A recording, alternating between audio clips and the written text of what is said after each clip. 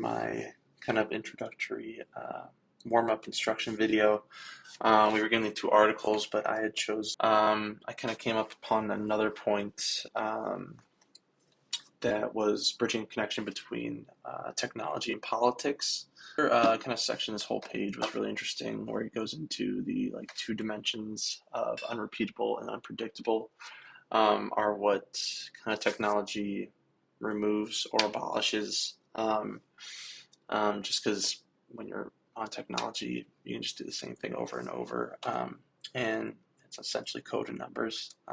So that unpredictability and unknown is kind of removed.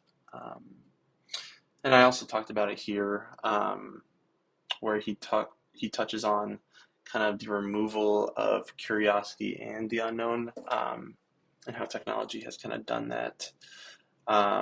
He said, while knowledge has no particular place or time or place that can be transmitted, experience is tied to a specific time and place and can never be repeated. So this section was really interesting, as it talked about experience, kind of as an idea and how technology has shaped that. And it made me think of, especially at concerts or different events, experience as an idea. If people having their phones out and recording it, does it kind of remove the effect from the event, or are you able to relive kind of that experience again through your phone? And if you're able to relive it 2 times instead of just one, does it kind of have the same effect as just living in the moment as you're watching it? So I thought that was definitely interesting. Another section that I thought was kind of interesting, he talks about his connection kind of to technology, and kind of how he formed a connection with the machine. And this kind of just talks about our reliance and how certain people kind of use technology, especially AI, as a crutch in their modern day-to-day life. Another section that was really intriguing to me was the idea of the voice, or something inhuman that he had talked about within a story from his personal life, and how this had kind of come from the other side, and it was devoid of life. And this area was really interesting to me, because I kind of connected it to the modern revolution of AI and AI chatbots and assistants, because these programs are kind of slowly being worked on to emulate humans, closer and closer, day by day, to where that line of inhuman versus human, and our side versus the other side, is kind of being bridged. So I thought that was definitely an interesting thing. And then also he had a little section here that goes into alienation and kind of our distance from the world, and how I know it's a common talk point with technology, whether it kind of brings us together or alienates us, and what kind of blend it does between those two.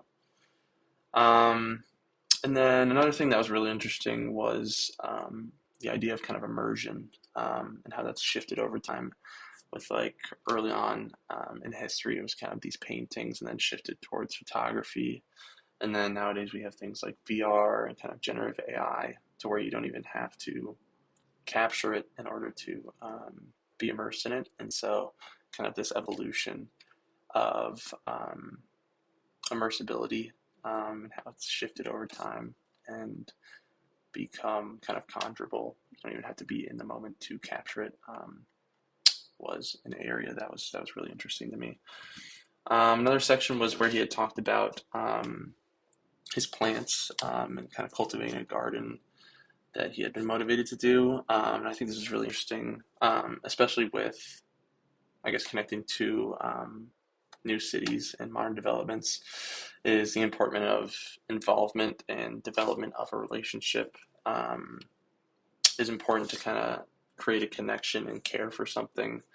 So for new modern cities, kind of involving yourself with the local culture and infrastructure, and just learning more about it, kind of gives you that motivation to take those steps forward in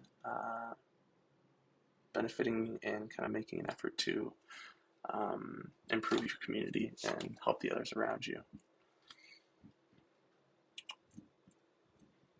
Yeah, and then there's another section that I thought was really interesting, kind of where he talks about his perspectives. All he had to do was kind of change the way he was thinking about the world, and additionally that he kind of knew he just wanted to see the world differently, which is why he read, and that wasn't the only thing he was looking for. So I thought that area was really interesting regarding his perspectives, and kind of debating decision of physical versus philosophical, and kind of how he weighs those two concepts throughout his writing.